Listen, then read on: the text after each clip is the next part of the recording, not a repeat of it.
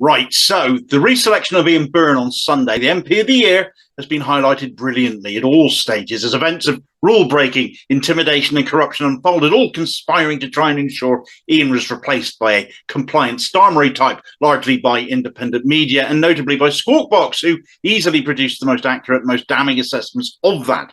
However, the business of what was happening up in West Derby is but one example of the authoritarianism and attempts to deliver given results desired by the current Labour leadership. It might surprise you, but actually there's mainstream coverage coming out of this as well. Though you might have missed it if you expected it to be televised or in a newspaper. It's more an area of special interest for the individual in question. That individual is Michael Crick, the former investigative journalist for Channel 4. He retired in 2019 from the channel, and perhaps that's why this particular mainstreamer is a bit more free to do his own thing these days, and his own thing has been to look into the MPs of the future, those contesting for seats from various parties, on a Twitter account he set up just last June called Tomorrow's MPs. And as far as Labour and their processes go, well, he's pushing the party machine's buttons and isn't holding back from that. A thread from just 2 days ago on the 20th of November, the day of Ian Byrne's win, spells it out in no uncertain terms.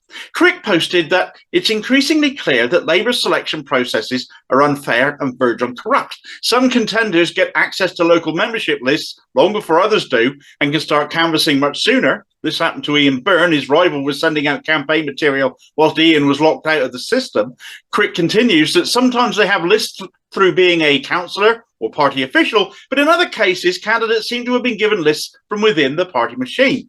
It's pretty damning. And for those that sneer at alternative media as if such people don't research their work and treat them as fake news, instead preferring the brainwashing of billionaires via the press and news channels under the government cosh, they'll find it a bit harder to do that against someone like Crick, basically singing from the same hymn sheet as many of us have been for far longer.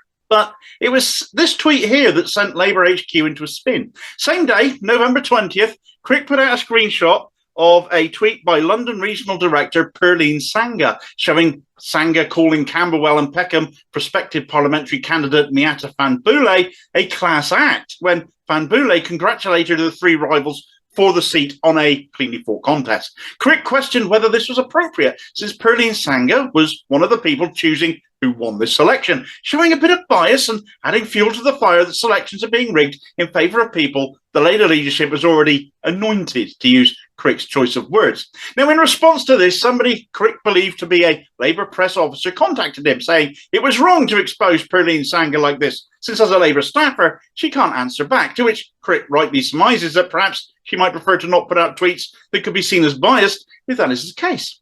Now, you might be sat there thinking, at this point, Damo, so what? This is splitting feathers. Even Crick admitted it might all sound a bit trivial. But I'll come back to Ian Byrne's reselection vote, which was going on in Liverpool, West Derby, at the time this was all happening. If you've seen my video on that I put out yesterday, great. But if not, during the West Derby selection campaign, there were so many allegations of misconduct going on, the regional representative refused to sign off on them. And when complaints were sent to David Evans, Labour's General Secretary, he dismissed them and appointed someone from London who would, and indeed did. It was Perline Sanga's London region that was put in charge of that.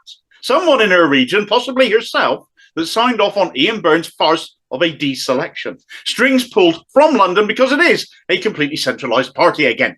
Anyway, back to the press officer who had a go at Crick for having a pop at Perline Sanga. It turns out it wasn't just any old press officer. How triggered must the Labour leadership have been by it? Because it was actually Keir Starmer's communications director who got hold of Crick on the phone.